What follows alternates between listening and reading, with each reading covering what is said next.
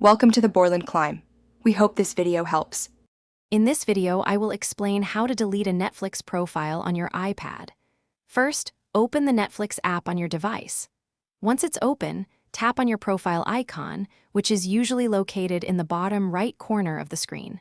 From the menu that appears, simply select the option that says Manage Profiles to begin the process. This will take you to the next step. Now you'll see all the profiles associated with your account. To delete one, tap the Edit icon, which looks like a small pencil, on the specific profile you want to remove. It's crucial to double-check that you've selected the correct one, as this action is permanent.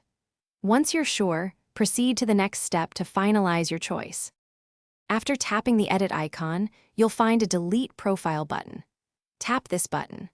A confirmation message will then pop up on your screen, asking if you are absolutely sure you want to delete it. To confirm and permanently remove the profile, tap Yes or Delete Profile again. The profile and its viewing history will then be gone. Keep in mind that deleting a profile permanently removes its viewing history and personalized recommendations. Also, you cannot delete the primary profile that is linked to the main Netflix account. If you ever change your mind or need a new profile in the future, you can easily create one again at any time.